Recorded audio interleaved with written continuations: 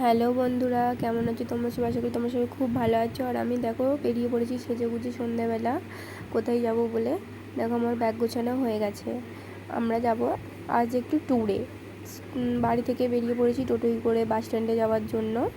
সেখানে এসে দেখি যে এখনও আমাদের বাসে কেউ ওঠেইনি। আমাদের 8:30টায় বাস ছাড়ার কথা ছিল। দেখো সবাই মিলে দাঁড়িয়ে আছে, বাসে কেউ এখনও উঠতে দেয়নি। আমরা বাসে ওঠার পর আমি আমার সিট খুঁজে বসে পড়েছিলাম। তারপর সবাই সিট খুঁজে বসছিল। সিট খুঁজে বসার পর কিছুক্ষণের মধ্যে আমাদের গাড়িটা ছেড়ে দিয়েছিল। তারপর বন্ধুরা 1 ঘন্টা যাওয়ার পরেই আমার বান্ধবীদের কাণ্ড দেখুন।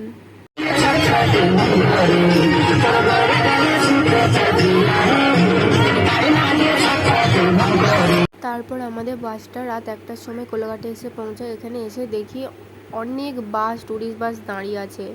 তারপর এখানে ডিনারের জন্য সবাই খাওয়া দাওয়া করতে নেমেছিলো। তারপরে কিছুক্ষণের মধ্যে বাসটা ছেড়ে দিয়েছিলো। দেখো আমরা এখন 4:17 বাজে, তখন এসে পৌঁছেছি ওল্ড দীঘায়। যে সবাই আমরা নেমেছি বাস থেকে এখন ওল্ড দীঘায় সূর্যোদয় দেখার জন্য। দেখো যে সবাই আমার বান্ধবীরা সবাই দাঁড়িয়ে আছে। তারপর যাচ্ছি ওল্ড দীঘার দিকে, রওনা দিচ্ছি। দেখো সূর্য ওঠার জন্য সবাই খুব এক্সাইটেড ছিল, কারণ আমিও প্রচুর পরিমাণে এক্সাইটেড ছিলাম। আমি প্রথমবার দীঘা এসেছি। আমাদের দেখো চলে এসেছি আমরা এখানে। আমাদের ঘোরার দিনটা ছিল সোমবার। সেখানে সোমবার হলো শ্রাবণ মাসের দ্বিতীয় সোমবার। আর সেই দিন মহাদেবের সব ভক্তরাই সেখানে জলাঞ্জলি দিয়েছিল বাবার কাছে সেখানে বহু। তারপর দেখো আমরা বান্ধবীরা সবার আগে প্রথমে গিয়ে দাঁড়িয়ে গেছে। প্রথমবার হয়তো ওরাও দেখছে। আমি 1 বছর পর তোমাকে দেখেছি আবার।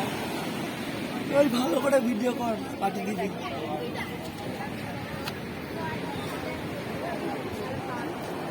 অত ভিডিও হচ্ছে না।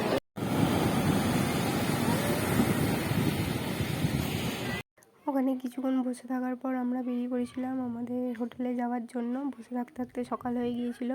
এখন আমরা নিউ দীঘা যাচ্ছি। নিউ দীঘায় ছিল আমাদের হোটেলটা। রাস্তায় যাওয়ার পথে দেখো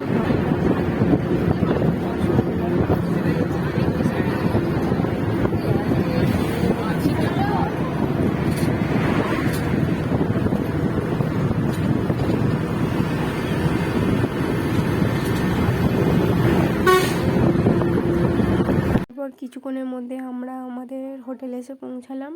সবাই মিলে এখন রুমে যাচ্ছি। দেখো সবাই খুব মজায় ছিল আজকের মতো। টাটা বন্ধুরা, ভালো থেকো, বাই।